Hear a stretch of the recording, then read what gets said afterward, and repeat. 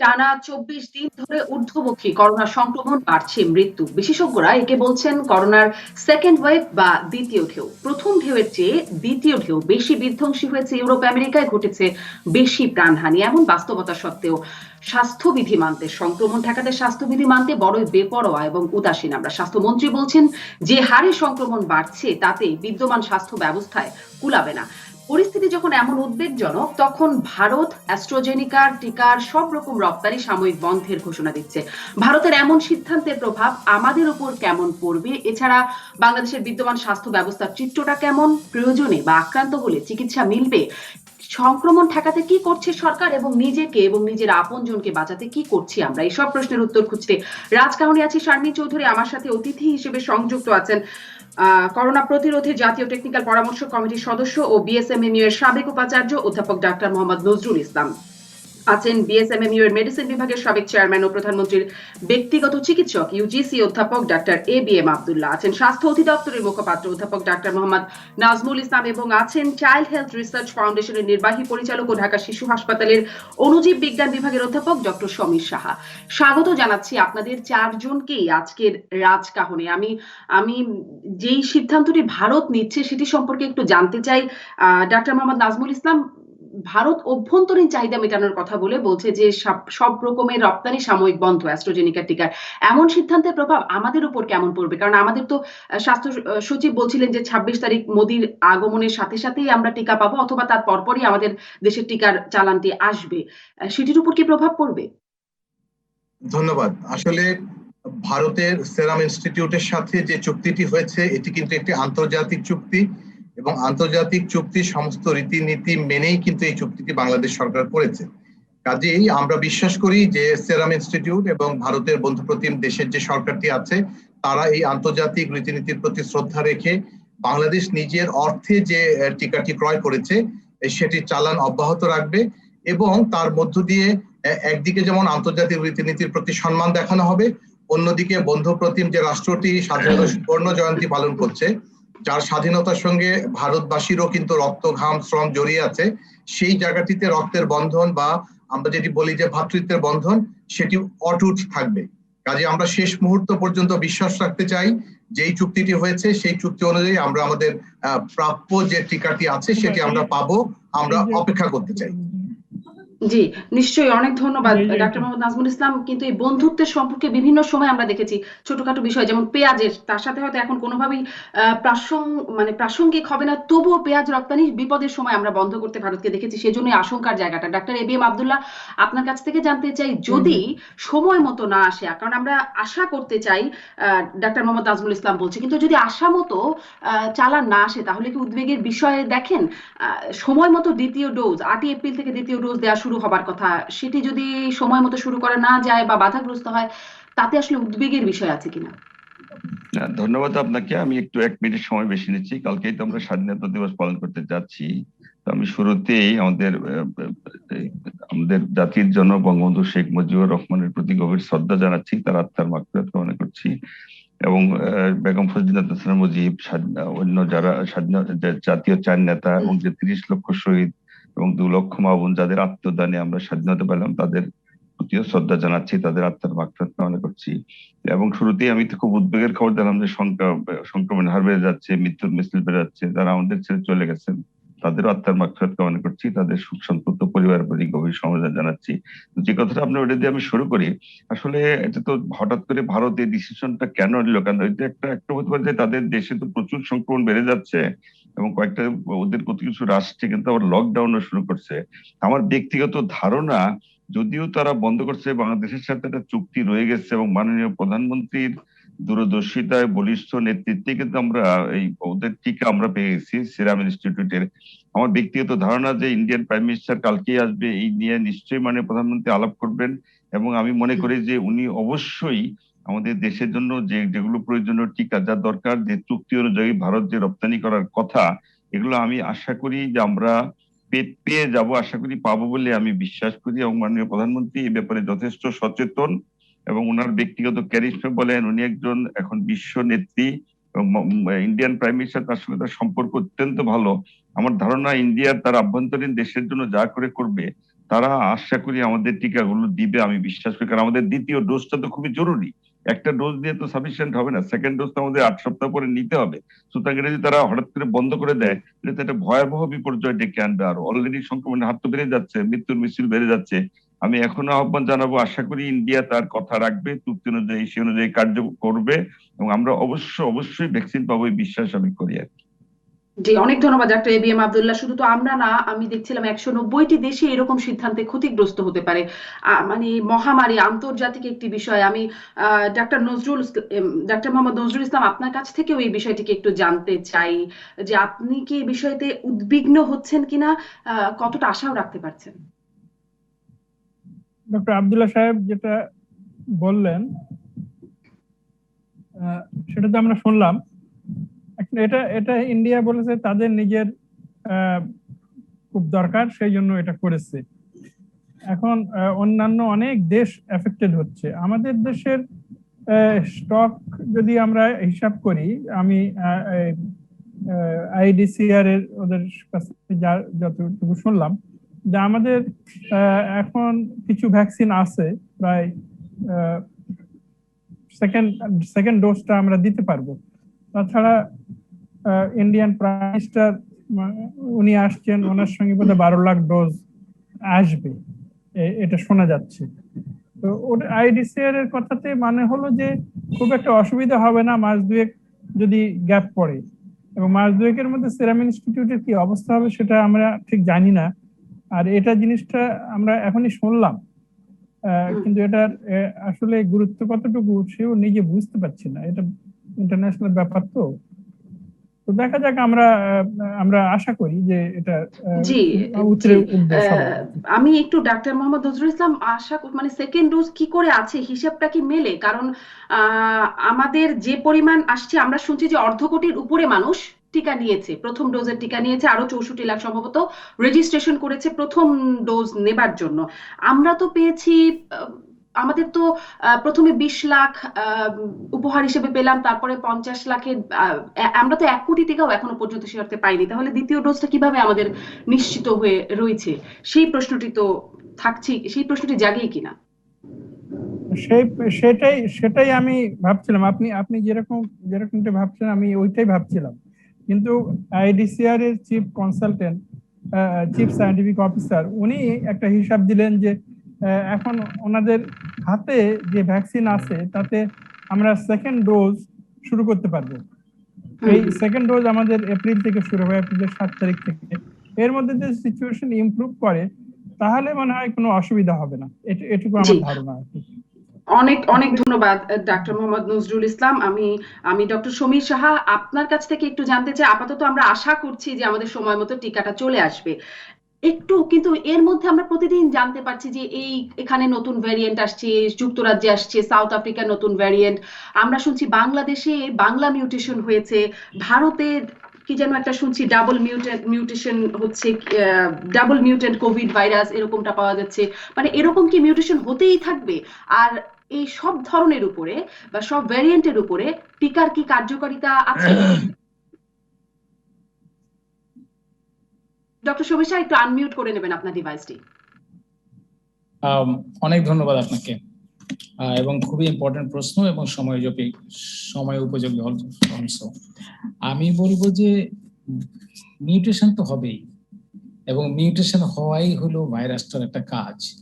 এবং মিউটেশনটা আবার যখন একটা শরীরে যখন যায় একটা ভাইরাসটা, সে যখন ওখানে মাল্টিপ্লাই করে তখন সে আরো বেশি মিউটেশনটা হয়। এবং তুলনামূলকভাবে আপনাকে বলতে পারি যে অন্য ভাইরাসগুলোর তুলনায় এর মিউটেশনটা রাদার স্লো। আর ভ্যারিয়েন্ট যদি আমরা বলি, আমরা অনেক সময় বলি নিউমেরাস ভ্যারিয়েন্ট। হ্যাঁ, ট্রু, নিউমেরাস ভ্যারিয়েন্ট আছে। আমরা যখন এই ভ্যারিয়েন্ট গুলোর কথা বলি, সেগুলো কিন্তু সেই ভ্যারিয়েন্ট গুলোই যেগুলো আসলে স্পেসিফিক কোনো প্রকার একটা ক্রাইটেরিয়া দিচ্ছে আমাদের জন্য। যেমন আমরা যখন ইউকে ভ্যারিয়েন্টের কথা বললাম, সে কিন্তু অনেক বেশি স্প্রেড করে, এটা 1 নাম্বার।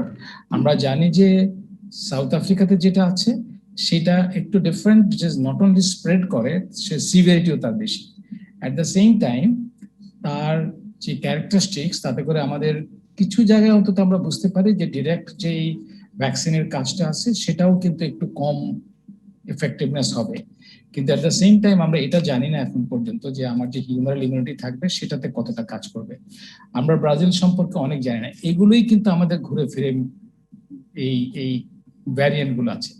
বাকি যেগুলো আমরা অনেক সময় এক একজন কিন্তু বলেন যে এই 50টা ভ্যারিয়েন্ট কিন্তু আমরা এখানে পেয়েছি, সেইগুলো কিন্তু একটা মিউটেশন হয়ে গেলেই যে সেটা একটা ভ্যারিয়েন্ট হয়ে যাবে তা না। তা আমাদের মতে এখন এই 4টা ভ্যারিয়েন্ট গুলোকে নিয়ে আমরা কথা বলছি, এবং বাংলাদেশে এখন পর্যন্ত আমরা জানি যে আমাদের ইউকে ভ্যারিয়েন্ট আছে এবং ইউকে ভ্যারিয়েন্টটা স্প্রেড করছে। আমাদের সবার কাছে পরামর্শটা এখন আমরা এটা রাখতে চাই যে সিকোয়েন্সিংটা আরেকটু করতে হবে, এবং সিকোয়েন্সিং করে ওইটাকে আপলোডই করতে হবে খুবই তাড়াতাড়ি। এবং আমাদের পলিসি মেকাররা, প্রফেসর নাজমুল হাসান এখানে, ইনারা যারা পলিসি মেকার আছেন, তারপরে আমাদের স্যার আছেন যারা ন্যাশনাল কমিটিতে আছেন, খুবই ইম্পর্টেন্ট যে আপনাদের কাছে ওই যে ভ্যারিয়েন্টটা গেল সেই ভ্যারিয়েন্ট গুলোকে কিন্তু আপনাদের কাছে যাওয়া উচিত, এবং আপনাদেরকে এগুলোকে নিয়ে নেওয়া উচিত, নিয়ে সেগুলোকে পাবলিক হেলথ পলিসিতে কনভার্ট করতে হবে। আদারওয়াইজ কিন্তু এগুলো কোনো ভ্যালু নেই। এটা আসবে, স্প্রেড হবে, এবং আমরা কিন্তু পরে আরো বেশি প্রবলেম পড়বো। আমি আবারও বলি, আমাদের পলিসি মেকাররা, রিসার্চাররা এটাকে ভ্যারিয়েন্ট গুলো পাবেন, ভ্যারিয়েন্ট গুলো যখনই পাবেন ওনারা সিকোয়েন্স করে আপলোড করবেন এবং পলিসি মেকারদেরকে জানাবেন, এবং পলিসি মেকাররাও সিস্টেমে গিয়েও জানতে পারবেন কিন্তু, এবং সেগুলোকে জনগণের মধ্যে দিতে হবে, সামহাউ পাবলিক হেলথ পলিসিতে এটা কনভার্ট করতে হবে কিন্তু, যাতে করে আমরা মানুষকে বোঝাতে পারি তোমাকে কিন্তু অনেক বেশি সাবধান হতে হবে। আমরা এই যে ডক্টর সমীর সাহা, এই সাবধানতার জায়গায় আমি খুব বিশেষ করে জোর দিয়ে আপনাদের কাছ থেকে পরবর্তীতে আরেকটু শুনতে চাইবো, কিন্তু এই যে শুনছি ইউকে ভ্যারিয়েন্ট নাকি তরুণরা বেশি আক্রান্ত হচ্ছে, শিশুদেরও আক্রান্ত হবার আশঙ্কা আছে। আসলে শিশুদের মধ্যে আক্রান্ত হবার জায়গাটা কেমন? স্বাস্থ্য অধিদপ্তরের মহাপরিচালক বলছেন এই দফায় তরুণরা অনেক বেশি মাত্রায় আক্রান্ত হচ্ছেন, শিশুদের মধ্যে কি অবস্থা? তরুণদের মধ্যে বেশি আক্রান্ত দেখছি, হয়তোবা তরুণরা অনেক বেশি বাইরে যাচ্ছেন সেটাও হতে পারে। স্পেসিফিক্যালি এই এইজটা হওয়ার যে খুব বেশি কারণ আছে সেটা মনে হয় না। আগে আমরা এগুলোকে ইগনোর করতাম যে এই বয়সে হবে না, কিন্তু আপনারা, আমাদেরই কিন্তু রিপোর্ট আছে, এটা এই আমেরিকান একটা পিডিয়াট্রিক জার্নালেই পাবলিশ হয়েছে, যে হাইয়েস্ট নাম্বার অফ সিরিজ কিন্তু বাংলাদেশ থেকেই পাবলিশ হয়েছে, যেখানে নিউবর্নের মধ্যেও কিন্তু আমরা সিমটম নেই কিন্তু তারা ক্যারি করছে। কিন্তু আমরা সেই জিনিসটা যে সে কোথা থেকে ক্যারি করছে সবগুলো আমরা পারিনি, কিন্তু আমরা কিছু মায়ের সাথে যখন ম্যাচ করেছি সিকোয়েন্সিং করে, তখন দেখেছি যে মায়ের সাথে এটা একই, সেম পেয়ার্স। কিন্তু এখন এটা হলো যে আমাদের যে ডেলিভারি গুলো হচ্ছে সেখান থেকে হয়তো বা নিউবর্নের কাছে যাচ্ছে, সেটাও একটা হতে পারে। আর যেটা বলছেন যে ইয়াং ছেলে মেয়েদের জন্য যেটা হচ্ছে, এটা হয়তো আগেও হতো, আগের বার যখন আমরা প্রথম আমাদের ফার্স্ট ফেজটা ছিল, হয়তো আমরা ওদেরকে অনেক বেশি বের করতে দিতাম, বের হতো না আর কি তারা। এখন কিন্তু আমরা সবাই বাইরে এবং সবাই খুবই কম কেয়ার করি। ইনফ্যাক্ট এটা হলো, এই শব্দটা ভালো না আমি বুঝতে পারছি, কিন্তু এটা কিন্তু কোনোভাবেই আমরা সুখকর না আর কি আমাদের জন্য। আগে যে এখন যেভাবে আমরা সবাই বাইরে থাকি, আমি আরেকটা এক্সাম্পল বলি, আপনারা যারা মিডিয়াতে আছেন আপনারাও কিন্তু এগুলো দেখেন, এবং আপনাদেরও এটা দায়িত্বটা আমি বলি একবার, সেটা হলো নিশ্চয়ই ডক্টর সমীর সাহা, সেই দায়িত্ব আমাদের, দায়িত্বর জায়গাটা কথা বলবো বলছিলাম আমি। ডাক্তার মোহাম্মদ নাজমুল ইসলাম, এই যে তরুণরা বেশি আক্রান্ত, মানে অনেক বেশি মাত্রায় আক্রান্ত হচ্ছে, শিশুদের মধ্যেও আক্রান্ত হওয়ার প্রবণতা দেখা যাচ্ছে, স্বাস্থ্য অধিদপ্তরের মহাপরিচালক বলছেন তরুণদের আক্রান্ত হবে সেটা, এবং স্বাস্থ্যমন্ত্রীর বক্তব্যটা 24 তারিখে যেটা বললেন মন্ত্রী, যে বিদ্যমান স্বাস্থ্য ব্যবস্থায় কুলাবে না যে হারে সংক্রমণ বাড়ছে। আমাদের বিদ্যমান স্বাস্থ্য ব্যবস্থার চিত্রটা একটু আপনার কাছ থেকে জানতে চাই, যে কেমন ফ্যাসিলিটি আছে এই মুহূর্তে, কতটা বেড খালি আছে, করোনা রোগীদের জন্য আইসিইউ এর কি অবস্থা, যদি প্রয়োজন হয় পাবো তো চিকিৎসা? ধন্যবাদ। প্রথম কথা হচ্ছে যে আমি পেছন থেকে একটু যেতে চাই। আমি নজরুল স্যার যেটি বলছিলেন, যে আপনি জানতে চেয়েছিলেন যে সেকেন্ড ডোজের টিকা আমাদের কাছে আছে কিনা, এটা আরেকটু বিস্তৃত ব্যাখ্যা আমি আপনাকে দিতে চাই। সেটি হলো যে আমরা ফেব্রুয়ারি 7 তারিখে গণটিকা দান শুরু করেছিলাম। মার্চের 7 তারিখে এসে আমাদের 37,89,000-এর মতন মানুষ সেই টিকাটি নিয়েছিলেন। তার মানে হলো 1 মাস পরে এই সংখ্যাটি আমরা অর্জন করেছি। তার মানে ফেব্রুয়ারিতে যারা শুরু করলেন 7 তারিখে, তাদের কিন্তু এপ্রিলের 7 তারিখে যে লাগছে। যারা মার্চের 7 তারিখে প্রথম ডোজটি নিলেন, তারা কিন্তু মে মাসের 7 তারিখে নেবেন। তার মানে সেই হিসেবে কিন্তু আমাদের কাছে এই যে টিকার যে আমাদের যে মজুদ আছে সেটি পর্যাপ্ত আছে, এবং এই পাইপলাইনটি অব্যাহত থাকবে এটি আমরা বিশ্বাস করি। এবার আসেন আমরা আমাদের স্বাস্থ্য ব্যবস্থার যে প্রস্তুতিটি আছে বা যেই জায়গাটিতে দাঁড়িয়ে আমরা কথা বলছি সেই জায়গাটিতে আমরা একটু নজর দিই। ঢাকা শহরকে যদি আমরা চিন্তা করি, তাহলে ঢাকা শহরে আমাদের সরকারি বেসরকারি হাসপাতাল মিলিয়ে এই মুহূর্তে যতগুলো বিছানা আছে সেটি কিন্তু প্রায় ৩,৫০০-এর মতন। আইসিইউতে বিছানা আছে ২,২৬৭টি। তারপরে ঢাকার বাইরে সারা বাংলাদেশকে যদি আমরা বিবেচনাতে নিই, তাহলে সর্বমোট আমাদের সাধারণ শয্যার সংখ্যা কিন্তু ১০,৫০০টি এবং আইসিইউ সংখ্যা কিন্তু ৫৪৯টি। যেটি আমরা বারবার বলবার চেষ্টা করছি যে বিছানার সংখ্যা বাড়িয়ে দেয়া, আইসিইউতে বিছানার সংখ্যা বাড়িয়ে দেয়া, এইটি কিন্তু অতিমারি বা মহামারীকে মোকাবেলার জন্য যথেষ্ট নয়।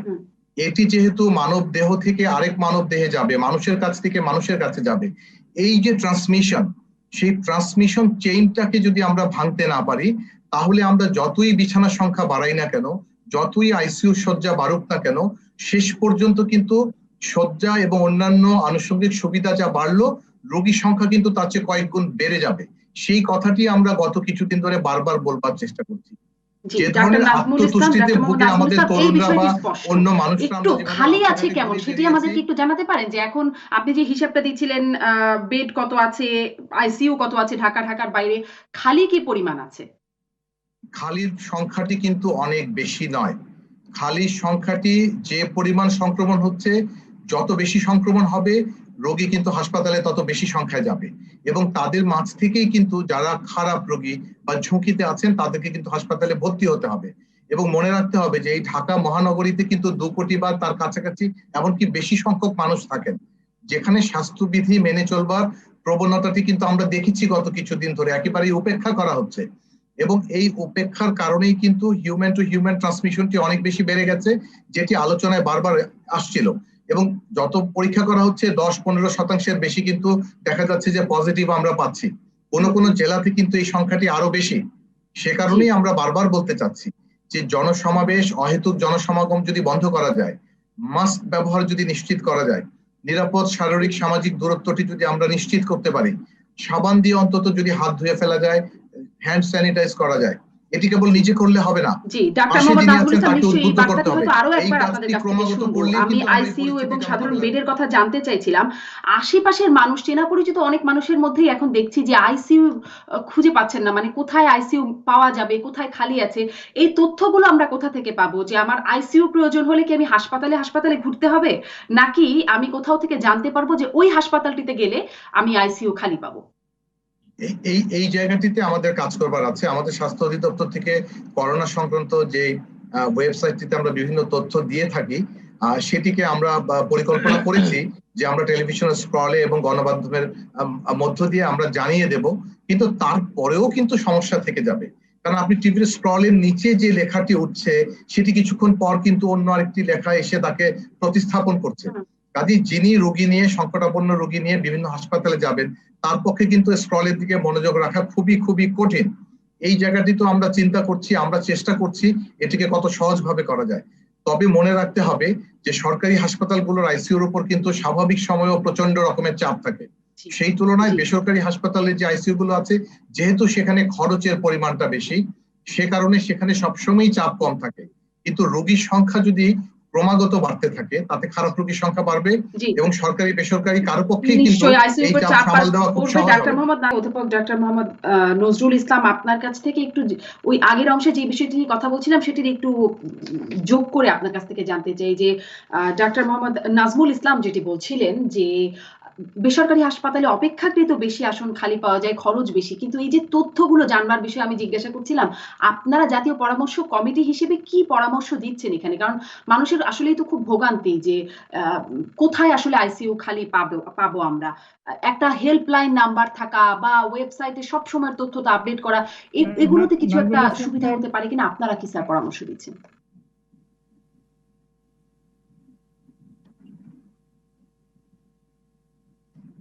ডাক্তার নজরুল ইসলাম।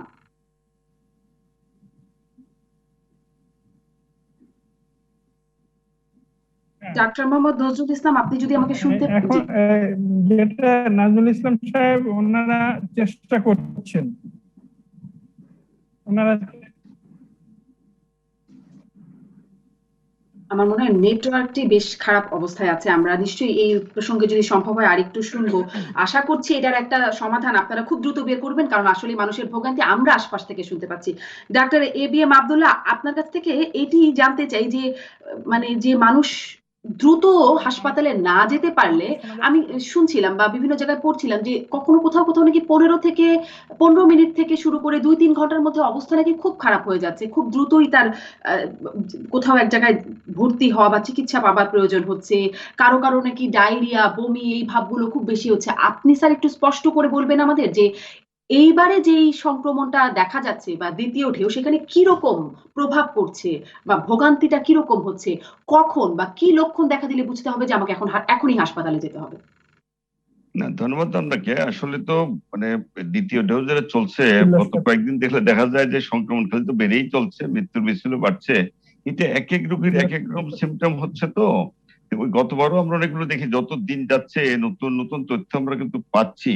সবাই যে সিরিয়াস হয় তা কিন্তু না, আসলে জনগণ যেন অযথা ভয় না পান। এসব শুনলে আবার লোকে কিন্তু ভয় অস্থির হয়ে যায়, এবং অনেকেই দেখি ভর্তি হচ্ছে। আমিও কিছু কিছু রোগী দেখতেছি আসলে ভর্তি হওয়া তার প্রয়োজন নাই, কিন্তু ভয়েই ভর্তি হচ্ছে, এগুলো সত্য। তবে হ্যাঁ, যারা একটু বয়স্ক, যাদের কোমরবিডিটি যেগুলো যাদের আছে, বিশেষ করে diabetes, high blood pressure, kidney লিভারের রোগী, স্ট্রোকের রোগী বা অন্যান্য রোগে যারা ভোগেন, তাদের মধ্যে জটিলতা কিন্তু বেশি পাওয়া যাচ্ছে। তো তাদেরই আসলে ভর্তি হওয়া ভালো। বিশেষ করে তারা এই ধরনের রোগীরাও তো ভর্তি হতেই হবে, এবং অক্সিজেনটা একটু মাপতে হয়। যাদের অক্সিজেনটা 94-95 নিচে আসে তাদেরও ভর্তি হবে।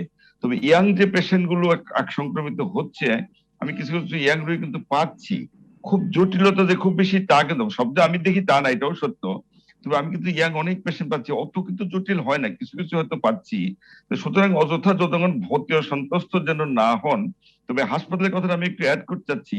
আপনি হাসপাতাল যতই তৈরি করেন বা আইসিইউ কত, তো আইসিইউ তাড়াহুড়ো করে পারা যায় না, তো সেট আপ লাগে, যন্ত্রপাতি লাগে, ট্রেন পার্সোনেল লাগে, রুম লাগে। আসলে এই আইসিইউ দিয়ে সমস্যার সমাধান কিন্তু হবে না। ইভেন হাসপাতালে বেড বাড়ালেও কত বাড়াবেন? হাসপাতালটা দ্রুত কোনো করার জিনিস নয়, এটা তো সত্য। আমাদের টার্গেট থাকবে রোগ যেন না হয়, রুগী যেন না বাড়ে। এইটাই হলো আমাদের টার্গেট। আমাদেরকে প্রতিকার প্রতিরোধ এই ধরনের যদি আমরা জোরে সোরে নিতে পারি, রুগী যদি কমাইতে পারি, রোগের সংখ্যা যদি কমাইতে পারি, তাহলে কিন্তু সমস্যার সমাধানের মূল উপায় হবে। আপনি যতই ওয়েবসাইট দেন, যত কিছু যেটা করা উচিত, এটা আমি একদিন জায়গায় করি না, সেটা ঠিক আছে। কিন্তু রুগী যদি বাড়তে থাকে, হাসপাতাল কত বানাবে? হাসপাতাল তাড়াহুড়ো করে বানান যায় না, এটা তো সত্যই। আইসিইউ তো তাড়াহুড়ো জি, করে পারবেন না। আমাদের টার্গেট জনগণকে ভালো করে বুঝাইতে হবে, কঠোর হতে হবে, জনগণও তার দায়িত্ব পালন করতে হবে। তাকে বুঝতে হবে যে আমার নিরাপত্তা নিশ্চয়ই স্যার, সুরক্ষিত আমার নিশ্চয়ই নিজের, আমি বোঝানোর যদি জায়গায় নিজেকে কোথাও নিশ্চয়ই আক্রান্ত একটা মানে গ্যাপ রয়ে যাচ্ছে। সুরক্ষিত না, বলছিলাম যে তাহলে তো সেই মুশকিল প্রসঙ্গে হবে। বলবো, কিন্তু স্যার আরেকটা আবারও হলো, একটু জানতে চাই যে হাসপাতালে কখন ভর্তি হব আমি, সেটা আমি কি করে বুঝবো, এটি একটা প্রশ্ন রাখতে চাই। এবং আপনি বলছেন যে সবার আসলে ভয় অস্থির হয়ে হাসপাতালে ভর্তি হওয়ার প্রয়োজন নাই। কোনো জেনারেল প্রেসক্রিপশন কি স্যার আছে যে এরকম অবস্থা হলে আপনারা এরকম প্রেসক্রিপশন সবাই ফলো করতে পারবেন, এরকম কি কোনো জেনারেল প্রেসক্রিপশন আছে? অবশ্যই আছে। আমরা তো বলি যে মেজরিটি রোগী তো 70-80% রোগী কিন্তু ঘরে বসে চিকিৎসা সম্ভব, তাতেই ভালো হবে। অবশ্যই তারা তার ডাক্তারের সঙ্গে যোগাযোগ রাখবে। আজকাল টেলিমেডিসিনে করা যায়, তার ডাক্তারের পরামর্শ নেবেন। তো যেটা আগেও বললাম, কারো যদি কোমরবিডিটি মানে অন্যান্য রোগে যারা আক্রান্ত এবং যারা বয়স্ক, যেমন একটু আগে বললাম যেগুলো diabetes, high blood pressure, kidney লিভারের রোগী, স্ট্রোক এই ধরনের রোগী বা ক্যান্সারের রোগী, এই একটা প্লাস বয়স্ক ধরেন 50-60 বা তার উপরে, তাদের হাসপাতালে ভর্তি হওয়ার, বা হার্টের রোগী যাদের রিং করানো, বাইপাস করানো, তাদের কিন্তু হাসপাতালে ভর্তি হইতেই হবে। আরেকটা হলো তারা ঘরে থাকবেন, নর্মাল যে চিকিৎসা ডাক্তারের পরামর্শ অনুযায়ী অবশ্যই নেবেন, এবং তারা ঘরে অক্সিমিটার দিয়ে অক্সিজেনটা মাপবেন। যদি অক্সিজেন কমতে থাকে 94-92-93 এটা যদি ফল করতে থাকে, তাদেরকেও কিন্তু ইমিডিয়েটলি হাসপাতালে ভর্তি হতে হবে। এই গাইডগুলো জনগণ কিন্তু জানে, বুঝে সবাই, এবং এটা খুব কঠিন ব্যাপারও না। এইটুকু যদি তারা মেনটেন করে চলতে পারে, তাহলে হাসপাতালের লোডটা কিন্তু একটু কমানো যাবে আশা জি, করি।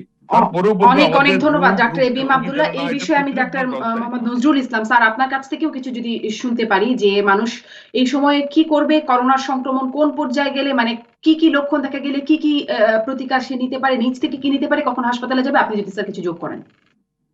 হ্যাঁ, এটা আব্দুল্লাহ সাহেব যেগুলো বলেছেন এইগুলাই, যদি কোমরবিডিটি থাকে, বয়স বেশি হয়, এবং এখন এখন একটা জিনিস হচ্ছে অক্সিমিটার যদি লোকে বাসায় রাখে, সেটা কিন্তু খুবই হেল্পফুল।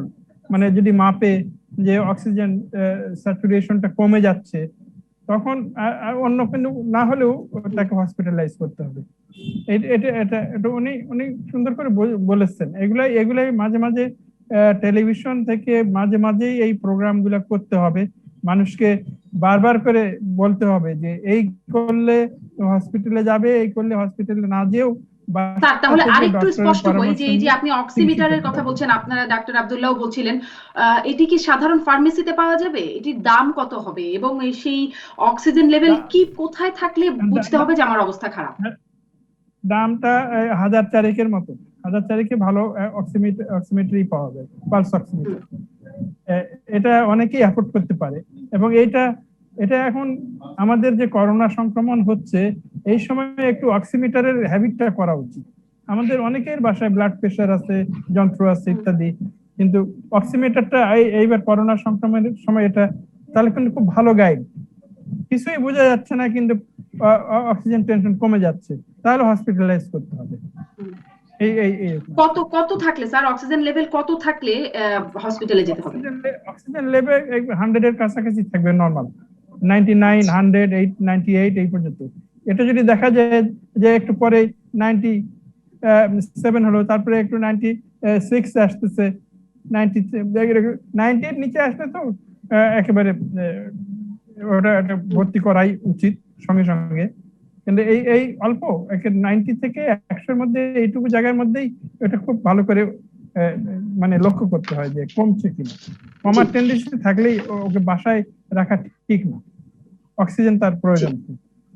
জি, অনেক ধন্যবাদ ডক্টর মোহাম্মদ নজরুল ইসলাম আপনাকে। আমি ডক্টর সমীর সাহা আপনার কাছ থেকে এবার একটু আপনাদের সবার কাছে ঘুরে ঘুরে স্বাস্থ্যবিধির বিষয়ে জানতে চাইবো। ডক্টর সমীর সাহা, স্বাস্থ্যবিধি মানার কথা যেটি বলছিলেন, ডাক্তার আব্দুল্লাহ স্যার বলছিলেন যে মানে ভয়ের বিষয়ে, আমাদের মধ্যে ভয়টা আসলে কোথায় এবং কেমন বার্তা যাচ্ছে মানুষের কাছে? একই সাথে আমরা দেখছি বইমেলা চলছে, জাতীয়ভাবে আয়োজন তো চলছে, স্বাধীনতার সুবর্ণ জয়ন্তী, মুজিব বর্ষ, জেলায় জেলায় নানা আয়োজন, সাংস্কৃতিক অনুষ্ঠান, আলপনা ইত্যাদি নানান রকম কর্মকাণ্ড তৎপরতা চলছে।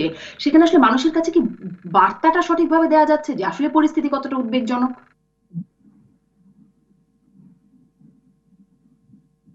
ডক্টর সমীর সাহা আবারও আনমিউট করতে হবে।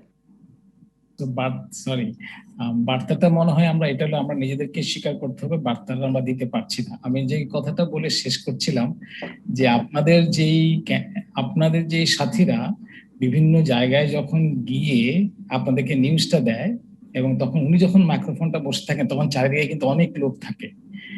এই প্রত্যেকটা মানুষ কিন্তু তার মধ্যে বোধহয় 10% মানুষের কিন্তু মাস্ক পরা থাকে না।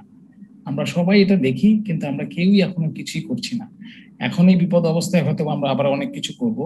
আমি একটু জাস্ট প্রথম দিকের কথা যদি চিন্তা করি, আমরা যখন প্রথম আমাদের কোভিড আসে তখন বলতে গেলে আমাদের কিছুই ছিল না, বলতে গেলে ঢাল তলোয়ার কিছুই ছিল না, কিন্তু আমরা সবকিছু মিলে এখন বলতে গেলে আমাদের সব আছে। তুলনামূলকভাবে অনেক বেড আছে, তুলনামূলকভাবে আমাদের ডক্টররা more trained, they know about it. আমাদের মাস্ক কিভাবে পরবো, কোথা থেকে পাবো মাস্ক কিছু জানতাম না, এখন আমরা জানি, কিন্তু আমরা মাস্কটা পরি না। আমরা মাস্কটা যদি পরি তাহলে ওটা কোথায়, যেখানে মাস্ক পরার কথা সেখানে পরি না, নিচে কোথাও রেখে দিই। অনেক সময় এটাও বলি যে আমরা পকেটে রেখেছি, অনেকে বলে আমরা বাসায় রেখে এসেছি। তো এই যে ব্যাপারটা, এটা আমি জানি না, আমি যদি খুবই ভাবে বলি যে রেজিমেন্টাল ওয়েতে কিছু করা, সেটা হয়তো বা খারাপ শোনাবে, বলবো যে কঠোর ভাবে হলেও কিছু করা উচিত। যদি না করি তাহলে আমরা এই যে ভ্যারিয়েন্ট গুলোর কথা বলছি, আপনারা বারবারই ভ্যারিয়েন্টের কথা জিজ্ঞেস করেন, কোন ভ্যারিয়েন্টই তো আপনাকে কিছু কোনো ঝামেলা করতে পারবে না যদি না আমরা নিজেরাই আমাদেরকে প্রোটেক্ট করি। কথা বলছিলাম যে পরিস্থিতি কতটা উদ্বেগজনক, সেই পরিস্থিতি মানুষকে বোঝানো সম্ভব হচ্ছে কিনা, সঠিক বার্তাটা দেওয়া যাচ্ছে কিনা স্বাস্থ্যবিধি মানানোর ক্ষেত্রে। আমি ডাক্তার মোহাম্মদ নাজমুল ইসলাম আপনার কাছ থেকে আমার দর্শকদের কিছু প্রশ্ন আছে সেটি একটু বলি। জীবন সাহা বলছেন, প্লিজ এই পরিস্থিতিতে মেডিকেল এক্সাম বন্ধ করুন, আগামী মৃত্যুর মিছিলে যেন আমরা বা আমাদের পরিবার না থাকি, মেডিকেল পেছানো হোক। হিমিকা ইবনাত বলছেন, স্কুল কলেজ খুললে করোনা হবে আর মেডিকেল এক্সাম দিলে করোনা হবে না, এই সময় কোনো ভার্সিটি এক্সাম দিচ্ছে না কিন্তু মেডিকেল এক্সাম হবে কেন, এরকম ইনজাস্টিস মানা যায় না। আরো অনেকেই, রিপন হোসেন, তৌহিদুল ইসলাম, প্রিয়াঙ্কা মিত্র সহ অনেকেই মন্তব্য করছেন, প্রশ্ন করছেন। ডাক্তার নাজমুল ইসলাম আপনার কাছ থেকে জানতে চাই যে আমরা তো জানি 2রা এপ্রিল স্বাস্থ্যমন্ত্রী বলে দিলেন মেডিকেল ভর্তি পরীক্ষা হবে, আমার দর্শকদের প্রশ্নের বিষয়ে কি বলবেন? দর্শকের উদ্বেগের সঙ্গে কিন্তু আমরা এর বাইরে কেউ নই। আমরা বাংলাদেশের মানুষ, আমাদের ছেলে মেয়েরা, আমাদের আত্মীয় স্বজন পরিজনরাই কিন্তু পরীক্ষা দেবেন।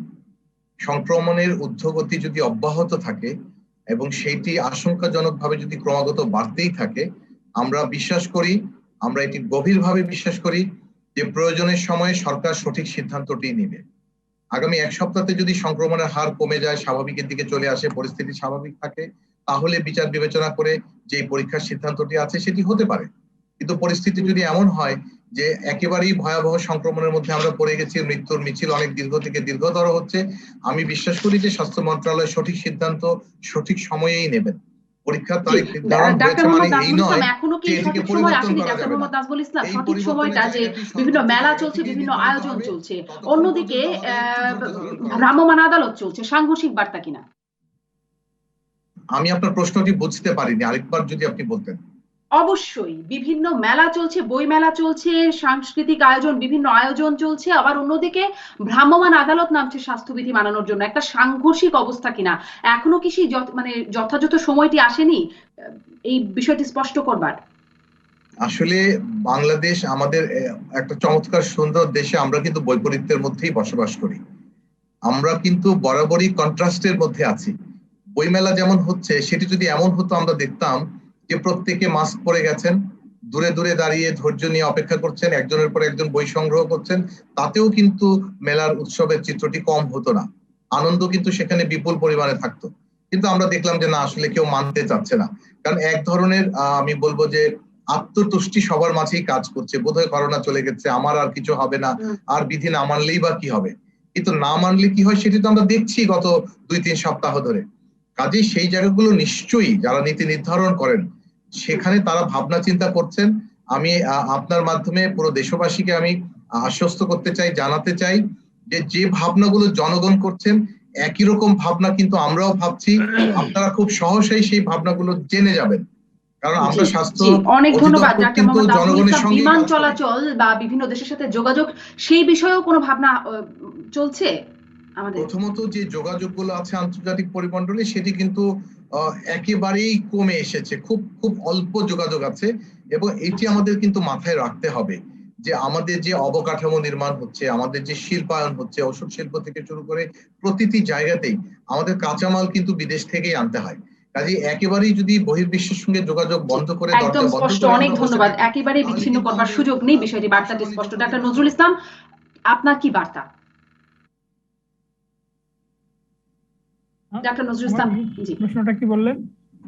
মানে কি বার্তা দেবেন হ্যাঁ, এই মুহূর্তে? সরকারকে কি করা উচিত, আমাদের জনগণের কি করা উচিত? প্রত্যেকের কাছে 1 মিনিট করে একটু শুনবো এই বিষয়ে। হ্যাঁ, আমাদের আমাদের জনগণের বার্তা যেটা আমরা প্রথম থেকে দিচ্ছি সেটাই, যে আমরা ব্যক্তিগত সুরক্ষা মানতে হবে। সেটাই আমরা যদি মানতাম তাহলে অনেক সমস্যার সমাধান হতো। সেটা মানছি না বলেই এই এই যথেষ্ট সমস্যা তৈরি হচ্ছে। এই যে একদিন একটা পরীক্ষা হলো, মেডিকেল মানে ভর্তি পরীক্ষা একদিন, সেটা সরকার এখনো বন্ধ করে নাই, কিন্তু স্কুল খোলার ওটা বন্ধ করে দিয়েছে। স্কুল তো প্রত্যেকদিন যেতে হবে, সুতরাং ওটা ওটা একটা আলাদা না, কন্টিনিউয়াস একটা প্রসেস, সেজন্য সেটা এখন মে মাসে পিছিয়ে দিচ্ছে। আর মেডিকেল ভর্তি পরীক্ষাতে একদিন, সেদিকে যদি ঠিক মতন প্রিকশন নিয়ে যায় ইনশাল্লাহ হবে না। এই জিনিসগুলো মন্ত্রণালয় বা ডিজি অফিস ঠিকই নিচ্ছে, মানে মানে কি বলো, ডিসিশনটা ঠিকই নিচ্ছে। জি, যৌক্তিক সিদ্ধান্ত বলছেন ডক্টর নজরুল ইসলাম। অনেক ধন্যবাদ আপনাকে। ডক্টর সমীর সাহা, আমি বলবো যে আমাদের অর্থনীতিটা ঠিক রাখার জন্য আমরা অনেক কিছুই সচল রাখতে হবে, কিন্তু তার জন্য তাহলে যারা যারা এই অর্থনীতির পেছনে সবসময় থাকেন এবং যাদের অর্থনীতিটা অনেক ইম্পর্টেন্ট তাদের জন্য, তারাও সবাই মিলে এবং আমরা নিজেরাও এবং আপনারাও সবাই মিলে আমরা যদি প্রত্যেক তাদের ওই স্বাস্থ্যবিধি মানাটাকে করতে পারি সেটাই যথেষ্ট।